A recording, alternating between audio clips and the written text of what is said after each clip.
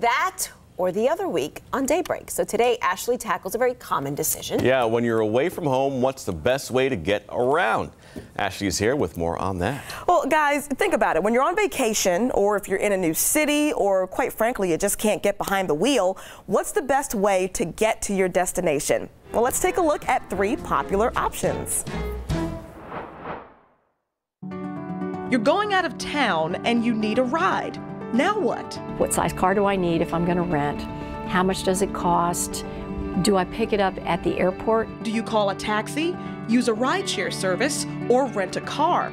Georgine Blumling with AAA says it depends. Even having a rental car, there may still be an opportunity if you're on vacation to take a cab or a rideshare. Now, before you decide, there are some questions you should ask yourself, like who will be with you? Anything more than 4 people, as far as using a rideshare type of thing, is going to cost a little more money. And larger vehicles cost more to rent, so maybe call a cab.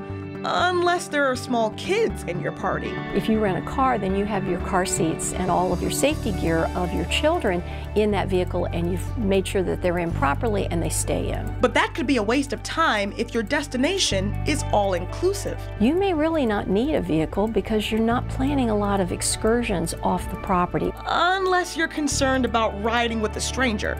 Most people trust their own driving more than they would trust anybody else's. Typically, though, millennials don't mind. Many younger generations who are more comfortable with apps on their phone might tend to use transportation networks more often. Most importantly, though, remember, your life is priceless. If you know you're going to be out partying and there's going to be drinking involved, your best bet is to make sure somebody else drives you.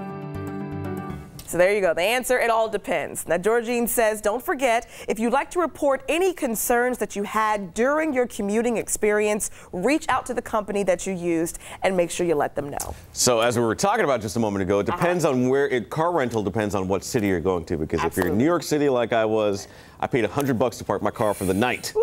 For 24 hours. Well, and they're just driving in New York City. Yeah, period. well, I mean, yeah, and it was during the UN General Assembly, so it was even more packed. Oh, yes, it is. So like when you go to a city like that or DC, long story. But if you're in DC, if you're DC, same thing. But if you're going to, like, you know, another place like maybe Atlanta and you're going to the suburbs, rent a car. There's your just my experience. Yeah. Trust me, he's very well traveled. I was going to say traveling expert there. Yeah. Words of wisdom from Uncle Andre again. Yeah, save your money. Use it as bear money instead of paying. I don't know, it just sounded right. Yeah. All right, guys.